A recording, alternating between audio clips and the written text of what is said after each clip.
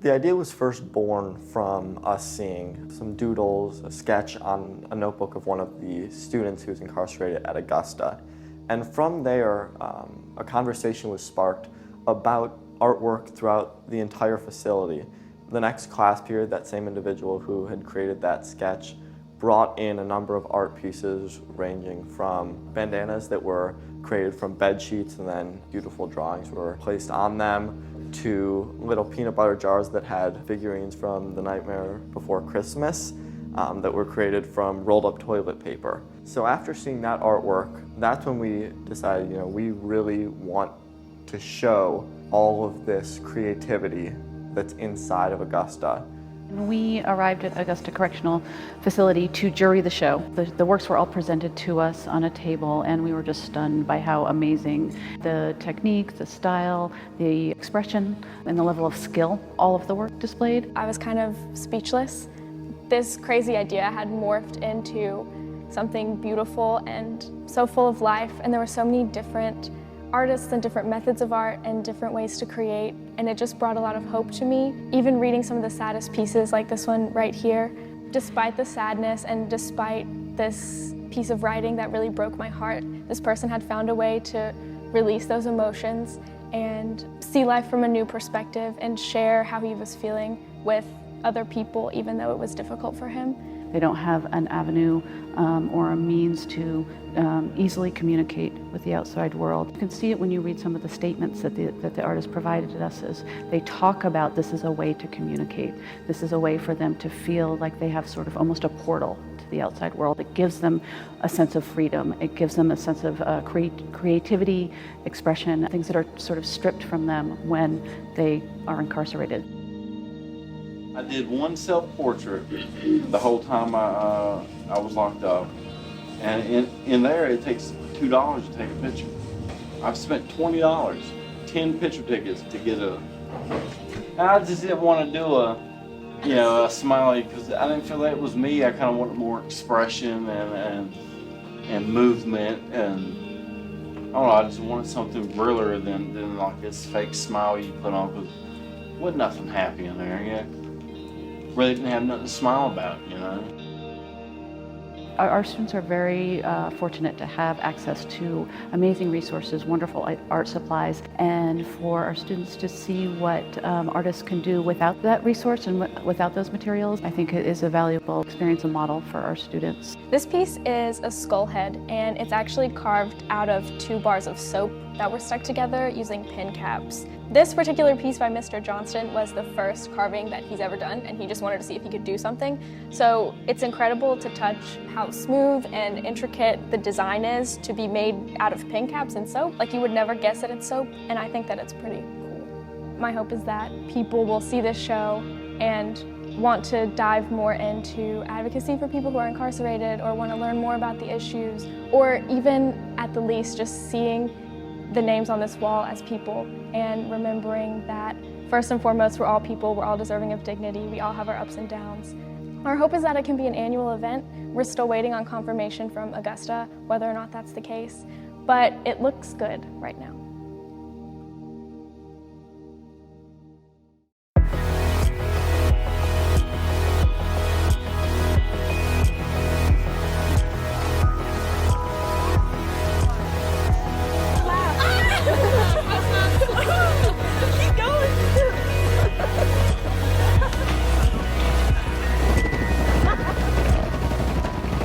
Welcome. We got perfect weather. We've got people moving into Graham Lee's and people moving into Gaines. We've got upper division students helping to move carts in, and a lot of first years settling into the rooms.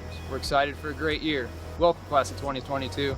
My name is Bethlehem, and I'm from Glen Burnie, Maryland. Evan Fopp, I'm from Richmond, Virginia. Emily Matthews, Jacksonville, Florida. Marina Lang, Ames, Iowa. I'm Alex Fedor, and I'm from Salem, Oregon. Anjali Hoskins from Mississippi. I'm Tosh Gangler from Delaware. I'm Rafi, I'm from Pakistan. I love the grass and the mountains. Plus, like, the scholarship program's pretty cool. I'm Lily White, and I'm from Winston-Salem, North Carolina. My name's Henry Hoker, and I'm from San Antonio, Texas. I'm Mac Lyerly, and I'm from Jacksonville, Florida. Hi, I'm Audrey Martin. I'm from Minnesota. I'm Kato Kelly, and I'm from Atlanta, Georgia. I'm Katherine Johnson, and I'm from Potomac, Maryland. Joe from Richmond, Virginia. Well, my brother went here, so I kind of have been exposed to it for a while. But also, I run track, but I also want to do a pre-med track to eventually be a pediatrician.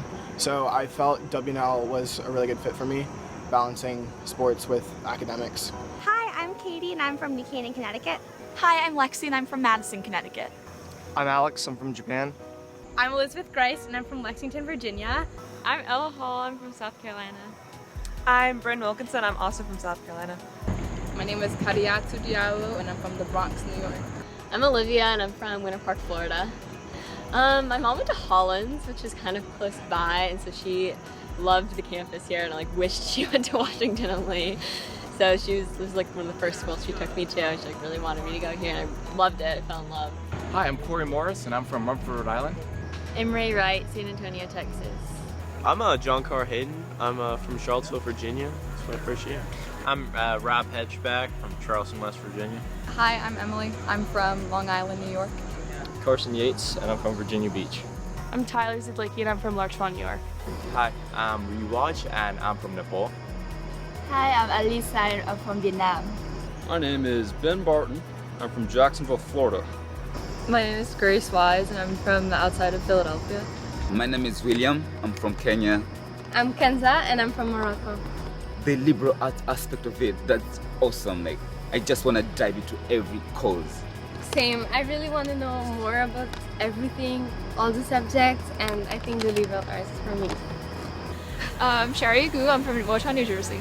My name's Ingrid, and I'm from Milwaukee, Wisconsin. My name is Sao Chintu. I'm from China. Hey, I'm from China too. My name is Xiaoling Hu. Okay, hi. My name's Charlie Cunningham. I'm from Pequod, New Jersey. I'm Nolan. I'm from Chesterfield, Virginia, right outside Richmond. I'm Murphy Jones. I'm from Lookout Mountain, Georgia. I'm Emma Aldrich. I'm from Washington State. And I'm Kate Groninger, and I'm from Pittsburgh, Pennsylvania. I was actually walking down in between the Science Library and the Center for Global Learning when I got the feeling. The one that they say you're supposed to get when you just know you're where you're supposed to be. I'm like, wow, this is real. This is home for me, you know? I'm Jackson Sharman from Birmingham, Alabama. I'm Jav Brown, and I'm from Charlottesville, Virginia. I'm Katie Larkin, and I'm from Lancaster, Pennsylvania.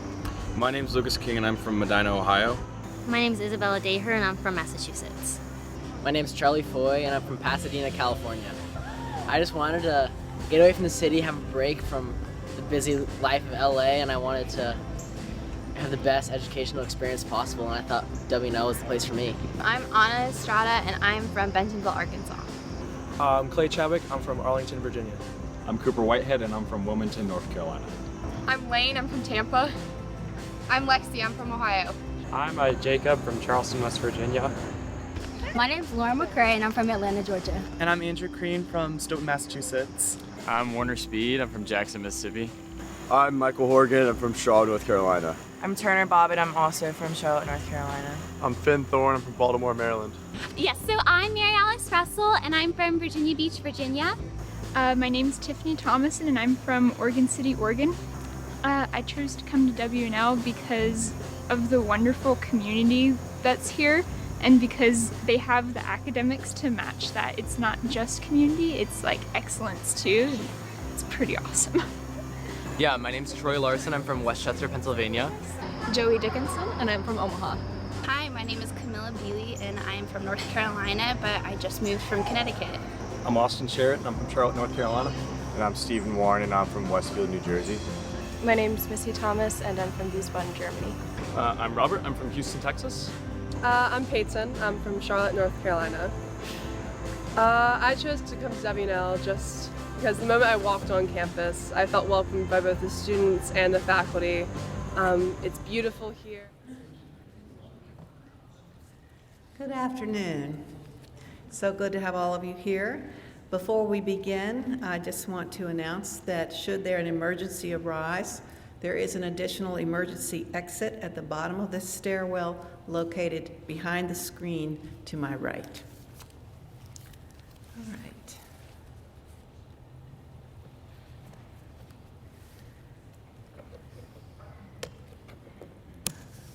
All right, so let me say an official welcome to our annual fall lecture. My name is Lucy Wilkins, and I'm the Director of University Collections and Lee Chapel and Museum. This year marks the 150th anniversary of the building of what became Lee Chapel.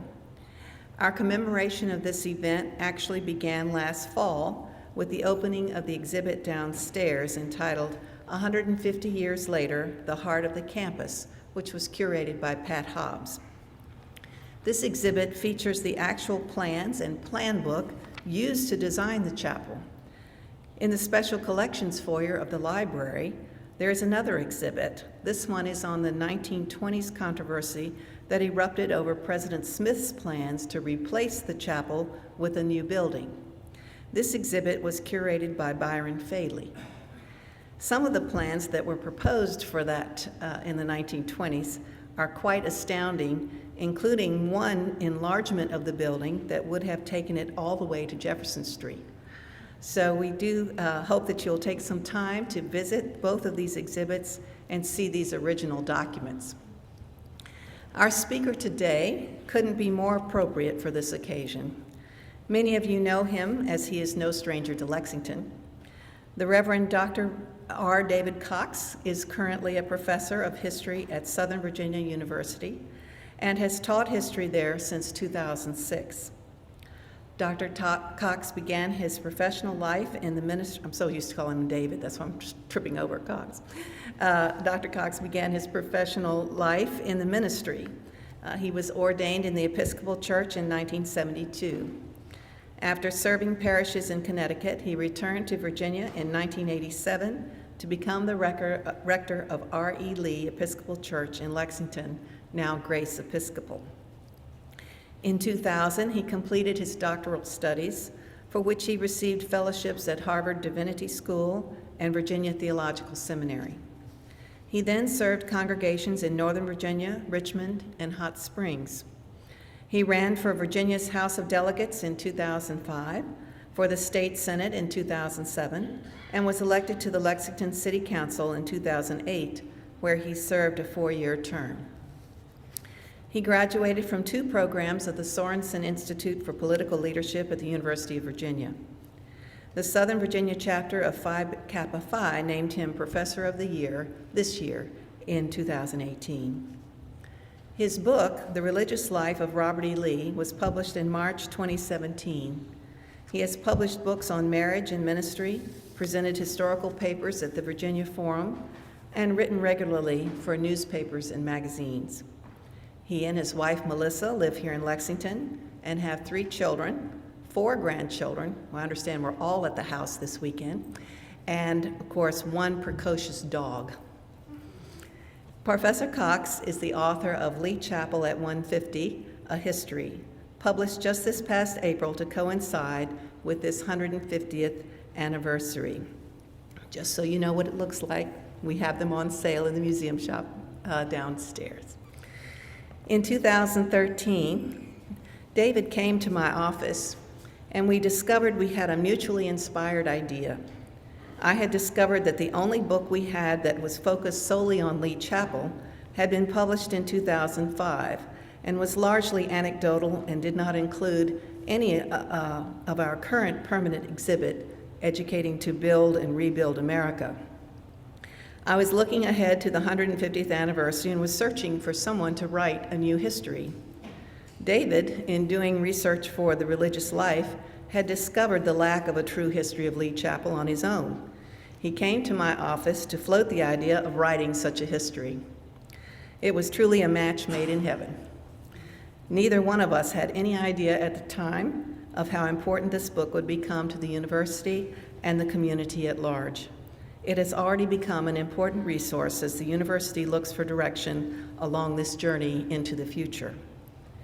David will be speaking today on the themes to be found in Lee Chapel at 150. Thank you, David, for your diligent work and for joining us today. We all are looking forward to hearing you speak on Lee Chapel, Redefining a Symbol. Thank you.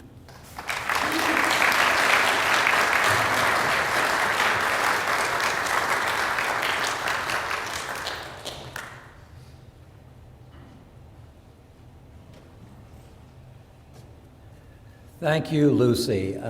When we talked several years ago, we didn't realize what a mammoth project it was going to turn out to be, not to mention a certain timeliness that it may have. But I'm very grateful to Lucy and indeed all the chapel staff for their help in my researching and producing this book, for Tom Camden and the folks at Special Collections who are utterly invaluable, and Byron Fadley happens to be both. So special shout out to Byron. As well, I'm kind of grateful for the News-Gazette, shall we say, for rather more of a story than I thought it was going to be. And also President Dudley, who surprised me, shall we say, in his commencement address by citing the book and doing really a very fine summary. So I appreciate all of you coming, and I notice a number of people from around about, including Southern Virginia, and those students who are here, make sure you get back for your 1:30 classes. There's a certain poignance about this too, on two levels. One is that I have Pamela Hemingway Simpson very much in mind. She was a dear friend whose love for architectural history and for this university was an ongoing inspiration as I was doing this work. And as well, she had done some study of her own on the chapel that was especially important. And the other poignancy is that to stand in this particular spot at this particular lectern, one that has figured prominently in many addresses over the last 150 years. It was from here that my predecessor, as rector of the Episcopal Church, read the burial office he first of all, William Nelson Pendleton, he gave the dedicatory address for the dedication of the chapel itself, which the local newspaper described as entertaining as it was profound and well considered, which surprised me because if you've ever seen pictures of William Nelson Pendleton, he does not look like a very entertaining figure. But he then led the burial office for Lee at the time of his funeral. Just months later, Jubal Early began from here to outline the precepts of the lost cause. From here in 1907, on the centenary of Lee's birth, the Yankee Charles Francis Adams gave a Northern seal of approval to Lee as a Confederate and as an American national hero. His plaque is up there by the organ. From here, on remembrances of Lee's death, distinguished historians have sometimes reflected and sometimes shaped evolving understandings of Lee and therefore also of the chapel itself. In its sesquicentennial year, I dare to attempt the same for our time and to do so by returning to its beginnings. June 1866. Scars of war still abounded across the South, certainly in Virginia, and definitely in Lexington. VMI's barracks remained a burned-out hulk. So did Governor John Letcher's house, the large white one just yonder. North and South, people were responding in different ways. In Tennessee, that year, Nathan Bedford Forrest was building an organization soon known as the Ku Klux Klan. In Lexington, Robert Edward Lee proposed building a chapel. Lee's idea was part of a larger scheme that developed in his mind and I think in his soul shortly after Appomattox. God has thought fit to afflict us most deeply, and his chastening hand is not yet stayed, he wrote a priest in Petersburg. We have only to submit to his gracious will and pray for his healing mercy. Then he added, now that the South is willing to have peace, I hope it may be accorded on a permanent basis, that the afflictions and interests of the country may be united and not a forced and hollow truce formed. To this end, all good men should labor. So how precisely would he labor for that end? Some wanted his name alone to promote their businesses. Others wanted his memoirs, others for him to lead their schools. He rejected all until the trustees of a devastated little school in Lexington made him an offer attractive enough for him to seek the counsel of clergy. His priest friend tried to interest him in what the priest later called more conspicuous schools. But soon Lee argued that this door and not another was opened to him by providence, and Lee wanted assurance that he was competent to do the job so that his remaining years would be, the priest recalled, a comfort and a blessing to his suffering country. Lee also wanted assurances from the trustees that a layperson accused of treason who could not teach would be acceptable. It was Lee, so of course they said yes. So to Washington College he came. Now, if faculty and trustees expected a figurehead to adorn their stationery as some businesses craved, they underestimated a man used to commanding tens of thousands, but who had also been superintendent of West Point. He modernized the place after the war with Mexico.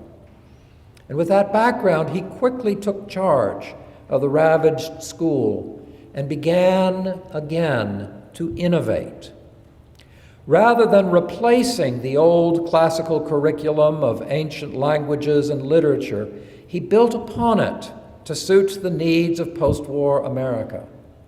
Engineering, mining, agriculture, business, journalism, law, modern history and languages, including, get this, English, what a radical idea.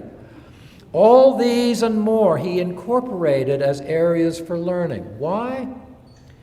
So that graduates could return to their homes as well-trained, productive citizens able to restore prosperity to the South and beyond, and thus promote peace and reunion to accord with God's healing mercy. His goal was exalted and utterly pragmatic. First, for the school, he bluntly told the faculty that if students couldn't find what they were looking for at Washington College, they would go elsewhere. It was pragmatic as well for a region to rebuild and a nation to reunite, to train young people to do just that. For Lee, such training involved more than educating the mind. He believed that character was just as important as practical skills. And on improving the state of student souls, he agreed completely with the pre-existing faculty and trustees of Washington College. For decades, students had to attend daily chapel, Monday through Saturday, first and now what we call Washington Hall, and then in the hyphen between that and Robinson. I hope you can see that, between basically the two large buildings on the right. Lee only changed the custom by having local clergy of every denomination, rather than just Presbyterian, rotate in leading services. Well, did his plan work? Students voted with feet that led them here in ever-growing numbers. Nearly 150 in Lee's first year, when many a Southern university couldn't open at all. More came than the little chapel could hold. So in June, Lee tersely reported, "A larger chapel is much needed. The room used is too small and badly adapted to the purpose. It is, moreover, required for additional lecture rooms into which it could be conveniently converted." Well, what Lee wanted, Lee got. The trustees authorized $10,000 to build a separate chapel. Far too little, they quickly realized, but they could save money by doing the job of designing it by shopping it off to local talent. And local talent was right next door. Thomas Holmes Williamson at VMI was one of the first to teach architecture as an academic discipline.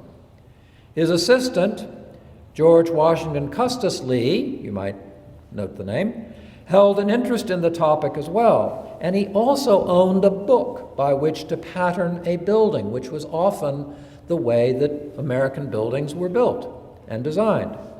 They and Lee Sr. drew up a plan. Work started, and the plan looks like this. You can even see Lee's notation if you look very carefully. Work started on the first college building, constructed by all free labor. By 1868, it was done, barely in time for commencement, and dedicated on June 14th, 1868. It became then the gathering place of the college, first for worship. Lee attended services each day, sitting right over there, because he came, everybody else did too, not because they had to anymore, but because they chose to, at least for a while. As a place of prayer for all people, clergy from every denomination in town led services so that each student could worship in his own tradition, so long as it was Presbyterian, Methodist, Episcopalian, or Baptist. Roman Catholics hadn't come yet. If they had, I dare say they would have been included too. As well, it housed academic gatherings, the student literary societies, and also the so-called Ugly Club, which I will let you imagine for yourselves. Lee moved his office to downstairs and the treasurer's, making it an administrative center as well. The YMCA also met in the basement, so this became at least something of a student union alongside everything else. The building became the college's meeting place. Now, I believe that June 1868 marked the apex of Lee's presidency. Faculty numbers had mushroomed along with student enrollment, with 111 students from North as well as South, and even some from other countries. Washington College ranked as the second largest academic institution in the entire South, exceeded only by that school which shall not be named on the other side of Afton Mountain. It had 475. Harvard and Yale colleges had only about 100 undergraduates more. So Washington College was a pretty big deal. And then began the long decline. That fall of 1868, Lee's health began to falter. His further dreams didn't go as well met as his earlier ones. He got crotchety, breaking his rule to say nothing public about public affairs. After the post-war rush to school, enrollment here as elsewhere fell off, not to rebound until the next century. Lee died 148 years ago this Friday. Faculty and trustees invited Mrs. Lee to place his remains in the chapel basement. She agreed. Pendleton led his funeral from this lectern, and then Lee's body in civilian clothes was interred downstairs, just off his office, which the college mandated to remain forever as it was as he left it. On Lee's next birthday, January 19, Jubal Early, as I mentioned, spoke here of Lee as general, as the lost cause mythology began to take shape. The idea of a statue also emerged. Mrs. Lee chose Edward Valentine to sculpt a monument depicting him in uniform on the battlefield. She died, then their daughter Agnes, so that the basement was turning into a mausoleum and the building slowly becoming more and more a memorial. With the completion in 1883 of the statue and its chamber, the mausoleum, and of course his office, the building became not just a college meeting place, but also a memorial to Lee, primarily General Lee. Trustees memorialized Lee in another way. Unable to hold on to Robert Lee himself, they did the next best thing. They made his son, who helped design this place, as president, and held on to him as long as they could, whether he wanted to stay or not, and he really didn't. The college continued its downward spiral. Regular worship here in this building died off altogether by the turn of the century, never permanently to return. When William Lyon Wilson, Grover Cleveland's Postmaster General, tried to revive the college as its first president in 30-plus years, not named Lee, he used what was by then called the Memorial Chapel, or sometimes even Lee Memorial Chapel, for the entire community to ponder major issues of the day. He noticed, however, that the people of Lexington and other friends of the university are deeply affected with Lee worship. He died after just a few years. I don't think there's any connection between his statement and his death, but there we are. On January 1907, this chapel became the focal point for the centennial of Lee's birth. The speaker, Charles Francis Adams, New England descendant of 2 presidents, a wartime Yankee brevet general, lauded Lee as military commander, as Christian character, as college president.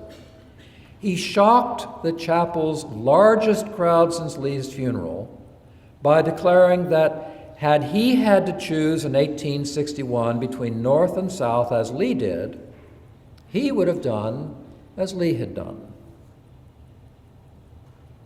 That day, for the first time on record, Confederate flags appeared alongside U.S. and Virginia banners inside the chapel.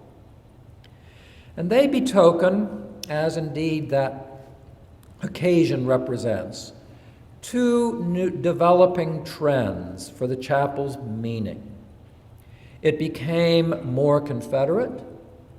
It also became more American, each precisely because of its relationship with Lee. Trend 1. In becoming more about Lee, it became more Confederate. Already from the 1890s, at the latest, Lexington, the so-called Mecca of the South, housed here the Shrine of the South. Soon, postcards proclaimed the chapel as the Westminster Abbey of the Confederacy. Not everything was quite so solemn, as you can see. Well, and that became an issue. How broadly will it serve the community, the chapel, the college community? Well, there were other issues. Dealing with the chapel's very structure prompted ideas of making it grander. To be sure, the building was in terrible shape. College authorities feared it would explode in flames from the result of tourists smoking their cigarettes as they toured the place. Can you imagine? But also, tastes had come to reject Victorian Romanesque styles in favor of neo-colonial white columns and pediments as on the colonnade. This, what they thought was a poorly constructed pile of bricks, failed, moreover, to do justice to the great Robert E. Lee. And, practically speaking, no longer could the college community all gather in Lee's old chapel. The place had grown, the college had grown. With these concerns, the new young president, Henry Louis Smith, conspired with the university architect and alumnus B.C. Flournoy, who had already produced the Lexington Post Office and Doremus Gymnasium, which you see. And they wanted to create something larger, something more coherent with the colonnade, above all, something more fitting for a personage as exalted and sublime as Lee. Renovation, they called it publicly, but they really meant tearing everything down except what Smith defined as the Lee Shrine, the statue chamber, the mausoleum, and the office. and replace it with a grand and glorious temple.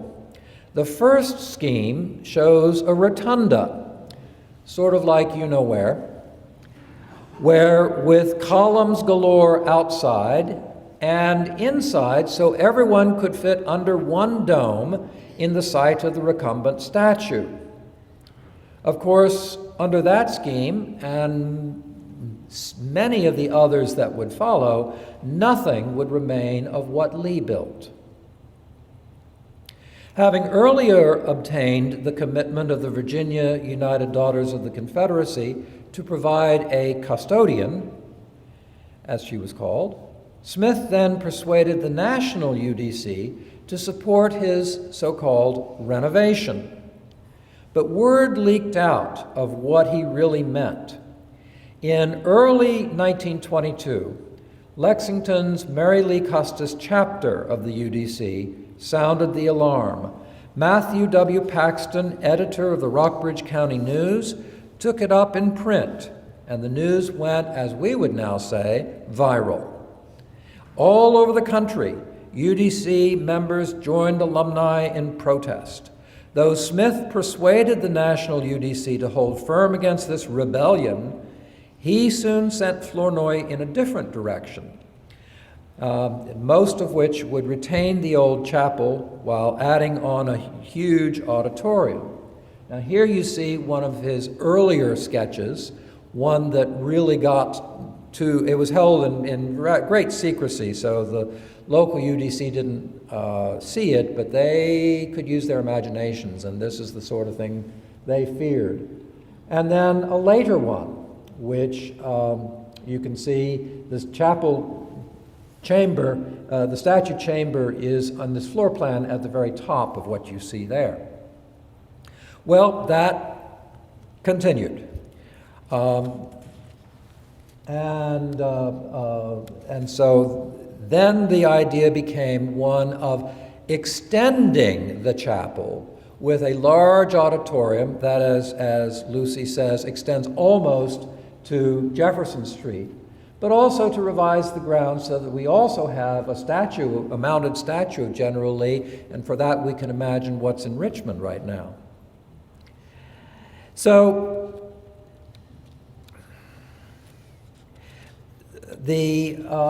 so here by about 1923, Flournoy had come up with something that added on this huge auditorium, and it may be very hard to see, but in the pediment that faces you there, you might be able to see the figures of two Confederate uniformed sentries guarding the doorways. Also notice that the chapel remains mostly, but not the tower. Smith really didn't like that. And so what we have instead, as you see, is really quite grand and glorious. In October, the New York Times displayed this latest sketch and describing it as a gift of the UDC, the tribute of Southern womanhood to the South's ideal hero. It cited approvals of National Fine Arts Commissions, and the National UDC endorsed it once again. But by Christmas, editorials, alumni, politicians, celebrity artists all condemned the plan. And so on Lee's birthday in 1924, Smith and the trustees conceded. The chapel would remain intact. Still, as in 1866, the school needed a place for everyone to assemble. So Flournoy produced a separate Memorial Auditorium plan, looking on the outside like Doremus, but inside like this. Notice the 3 times life-size statue of Lee, whether in uniform, academic gown, or both is hard to tell. There wasn't enough money, or maybe enough chutzpah, to build it. Instead, they made some improvements and created the first museum downstairs. Someone who had attended Adams' 1907 talk proposed adding Confederate flags, which appeared permanently in 1930. All these ideas successful, or whoops, I think I got ahead of myself here. There we go. There we go. You can see the flags, and also the salutes of the VMI cadets as they would walk by. This occurred until relatively recently.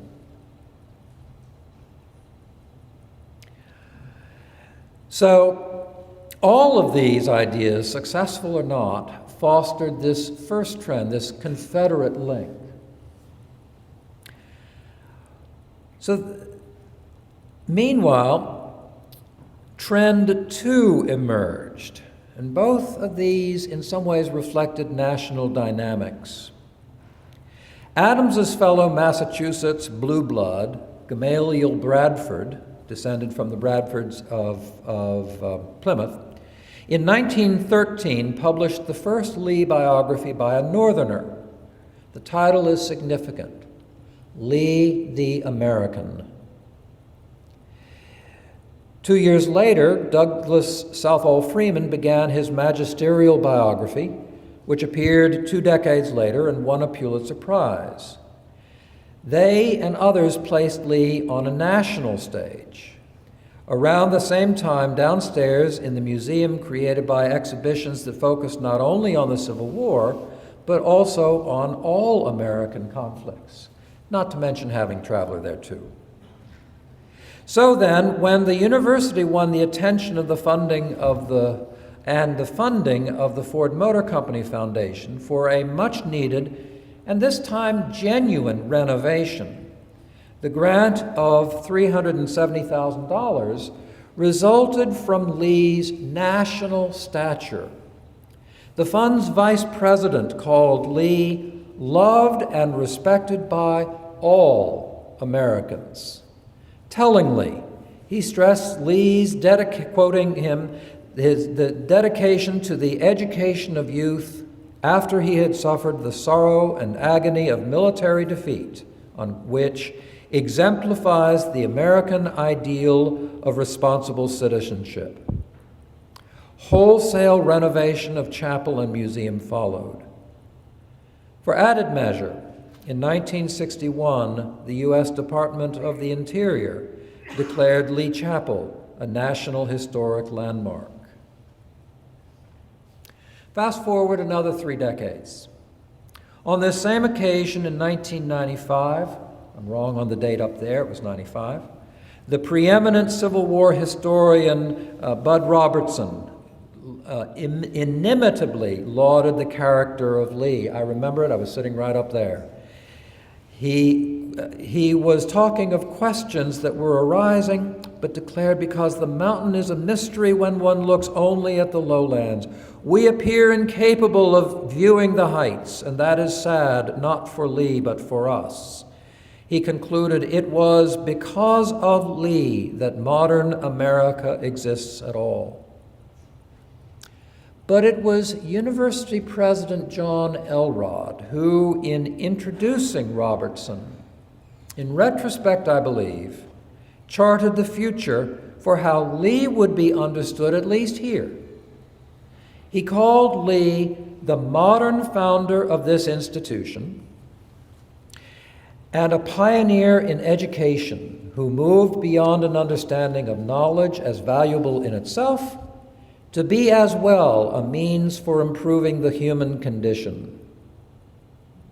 2 years later, as the chapel underwent another renovation, and by now the university was keeping up maintenance very, very well, which it has continued to do, the idea of Lee as educator shaped the museum's exhibits downstairs. The restored Du Bois portrait on your right of Lee in civilian clothing took pride of place. Again, in 2007, on the bicentennial of Lee's birth and the quadricentennial of Virginia's founding, the museum broadened and yet sharpened its focus on the contributions of this school and it to education by Washington as well as Lee. The chapel, over its century and a half, has meant many things to many people. Now, as controversy swirls around Lee, It questions understandings of the chapel as well. I suggest that looking to its origins in 1868 might bring at least some clarity or perhaps a little reflection to the contention. First, to call the man President Lee instead of General Lee is right and proper, for educator is the role that Lexington knew him. And what an educator he became.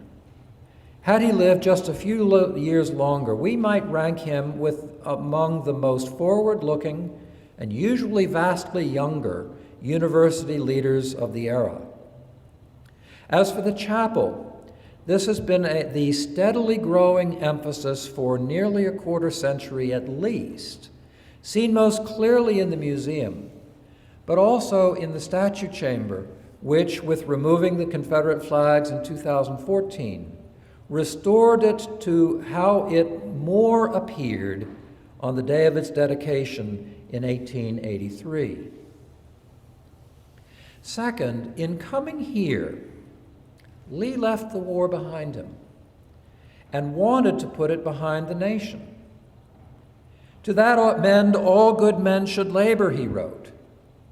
He labored for that end primarily as college president, but especially in the years culminating with the chapel's dedication.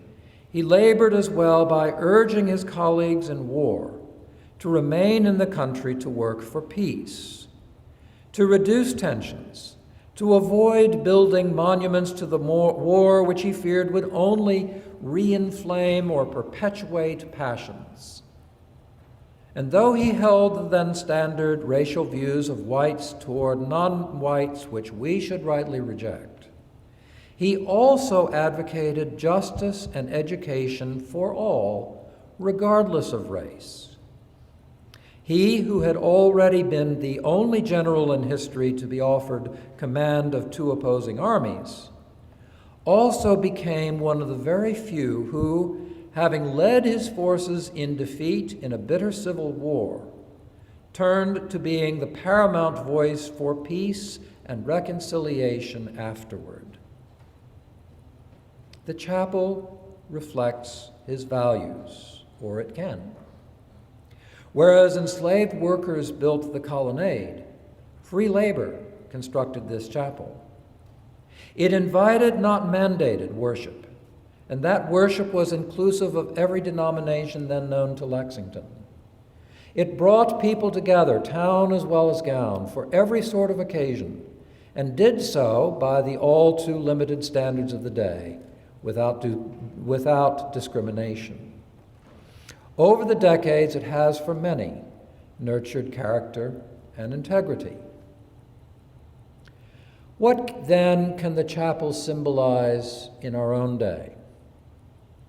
It no longer serves for regular worship.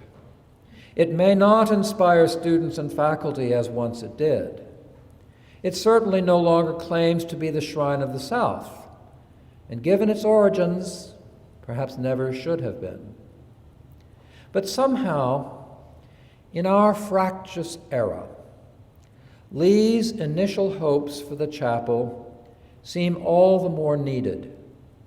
A place for calm reflection, for reconciliation, for exploration of our deepest values and hopes and dreams, for coming together to share joys and sometimes sorrows, for the upbuilding of the mind and the development of the soul and of personal character of men and women who can go forth from this place to promote both prosperity and also a deepened sense of unity in our land and in our world.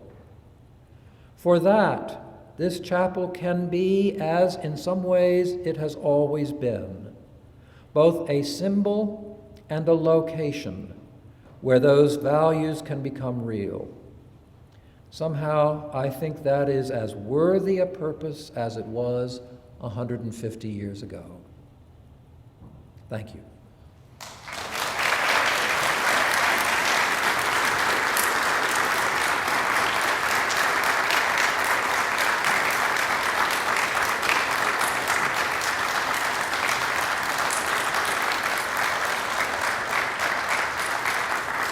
We have time for some questions. Lucy has a microphone, but if I want to make sure that everyone hears. Let me explain a little Yes. bit. We do have a few minutes if you'd like to ask David some questions. Maggie will be bringing this microphone around, and Cherie has one over there. We do have a brand new audio system in the chapel, but one of the things that the little quirks of it is that in order to be heard on this microphone, you must hold it like this. You cannot hold it down here. You must hold it like this. Otherwise, we will not hear your question. Also, we are live streaming this lecture, and so if you do not use a microphone, we can't hear your question. So please wait until a microphone is brought to you. Go ahead and raise your hand if you have a question.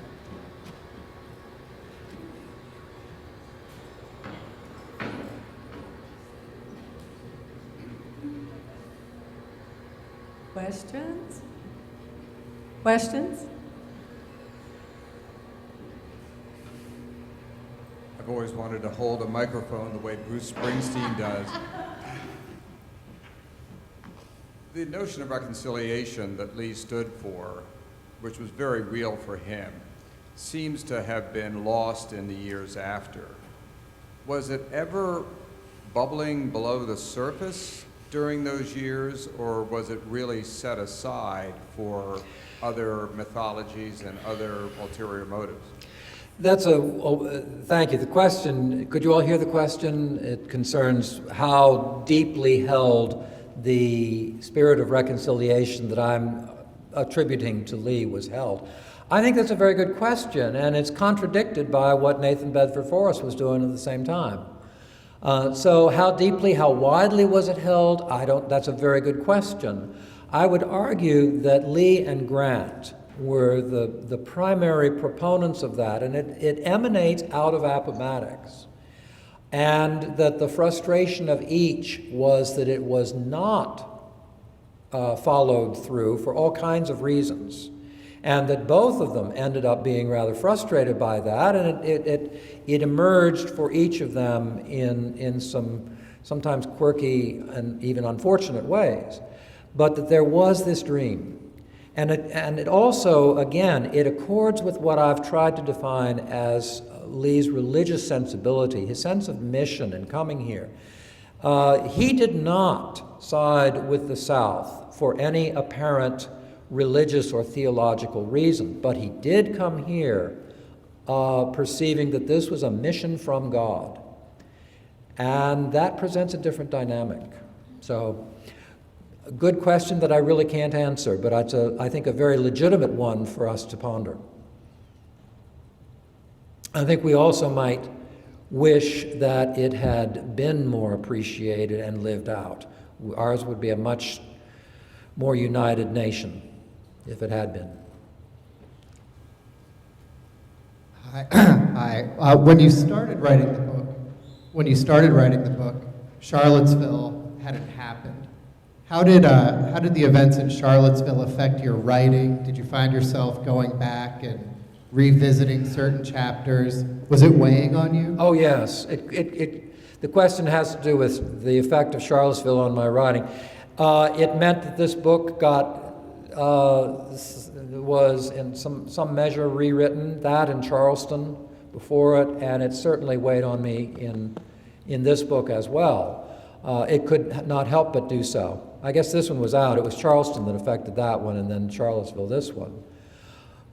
And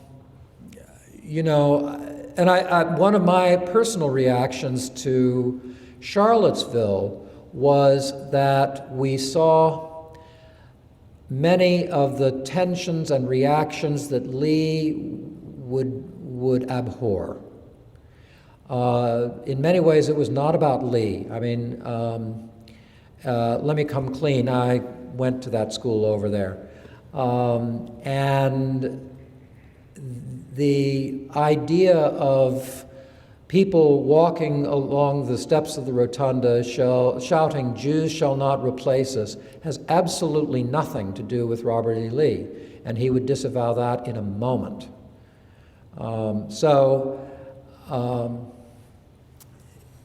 You know, we're dealing with very complicated days and complicated histories, because by siding with the South, there is no question. He sided, even though he personally opposed slavery and secession, he nevertheless fought valiantly in order to preserve it. Although ironically, at the end of the war, he was talking with Jefferson Davis about emancipating the slaves so that they could fight for Southern independence. It's complicated. And it's often very hard to summarize those complications in a way that people can readily understand.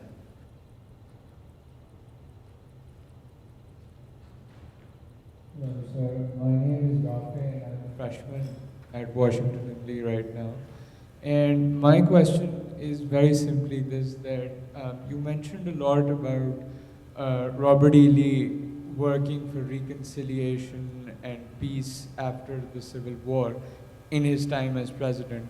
Yet, till today, I can quote some of my hallmates telling me that they do not like to come to this place because it reminds them of the horrors that their ancestors had to go through. And as the way I see it, it feels like this building is becoming a source of increasing division on this campus. So is there anything that you'd suggest can solve that? Because clearly we've seen that even with the commission that was set up 1 year ago and the findings that it brought out, nobody really seems satisfied, and rightly so. Well, I'm not going to comment at all about the commission itself. I do think that, I'd like to think that what I have written might contribute toward a deeper understanding of Lee, for better and for worse. I will also point out that the chapel has gone through a number of iterations over the decades. For example, oops, it's gone. You might have seen the Westminster Abbey of the Confederacy. It did have curtains that separated, that could be be closed so that Lee is not seen, and there was some concern in the commission report of things like that. The use of portraits, certainly the removal of flags. But the other thing too is that I do see, as sort of historian and neighbor, I do see the commission's report as part of a longer continuum that began at least 25 years ago, that continues to stress Lee's role as educator. And in so doing, it does implicitly distinguish that second act of his life from the first. He came here very clearly not as a military person. And he never disavowed the Confederacy, but he also sought not to perpetuate that. So I would hope that perhaps looking at the person as an entirety, for better and for worse. We're also dealing with a very deep issue that in many ways we've been dealing with in a number of areas. How can people make positive contributions to our progress as a nation who are themselves deeply flawed? At University of Virginia, there are serious questions about Thomas Jefferson, who founded the university. So, I mean, I really do appreciate your question. I don't have any easy answers. The easier one would say, buy both the books and read them, but I won't do that.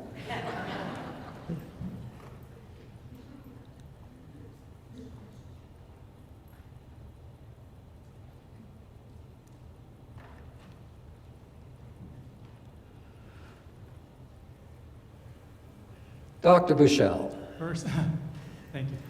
Thank you so much, first, for your work and for this wonderful lecture. And I'm just curious, if Washington College had not been located in Lee's native Virginia, do you think he would have accepted the invitation, and how would history have been changed? Nah. Nah, not a chance. I don't see any reason why he would. His home was here.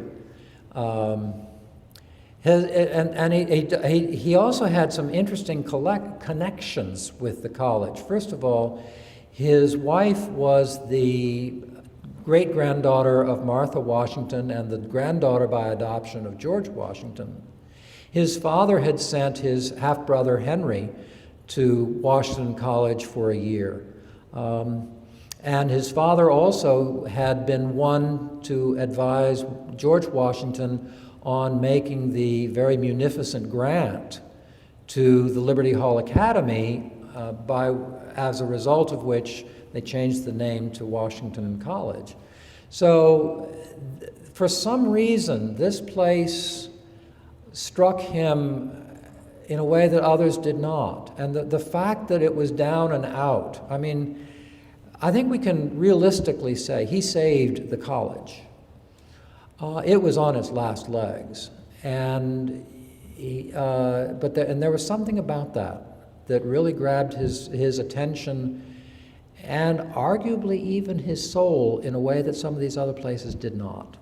He had his pick, and he chose here.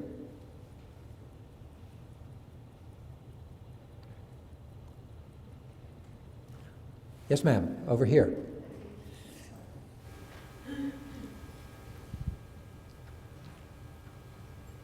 As a follow-up to what you just said, I just wanted to kind of say what you just said, that you think that he actually saved the place. I mean, to me, that's the impression, that this school had lost its students, had lost its faculty, had lost its money, and everything else. And I think that, you know, something that today's students should at least appreciate is they wouldn't be here today studying in this university if Robert E. Lee had not been the man you have described to all of us and had helped to, you know, let this university or college at the time survive. And also, even the legal department, if I remember correctly, wasn't he the one who actually brought the legal department into Yes, the law university? school was yes. So those people who are law students Yeah. today wouldn't have a law Yeah. school to come to had it not been for Robert E. Lee. Well, of course, we don't know what might have been had he not come. We do know that when he came in 1865, it was a god-awful mess. And in 1868, it was the second largest in the South. And even then, that doesn't even capture some of the dreams that he had. He had hoped to create a scientific school as part of it that would allow Southerners to go to a place to really study their science and engineering and so forth, instead of having to go to West Point or Harvard or Yale or Cornell, other major northern institutions. There is a story that I would love to be true, and I don't know that it is. But it's something that I picked up in a history of Virginia Tech that said that Lee and people over at VMI were thinking about creating some sort of agricultural school.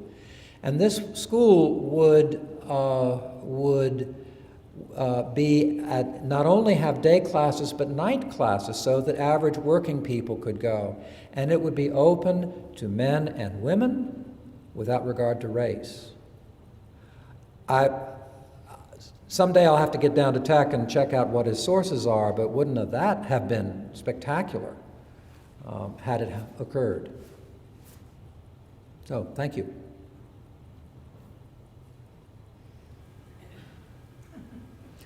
More questions? One more? Oh, yes, up here. John, yes. Last question. I'm trying for a gentleman's C in this class. The exam will come later. Between 1865 and 1870, was there any other educator in America that you or anybody else in this room knows who was thinking and doing what Lee was doing? Because most of the transition in American education came after 1875, I think. Well, actually, it began before that. I'm glad you asked that. And yes, there indeed were. There was somebody like Charles Eliot Norton at Harvard who comes in 1869, and he, in his inaugural address, he starts saying some of the things that Lee has been doing. I don't remember the names, but I believe it's the president of Dartmouth, the president of Cornell. There's a number of educators, all of whom tend to be Northerners, and all of whom are young. I mean, Norton was in Harvard for I don't know how many decades.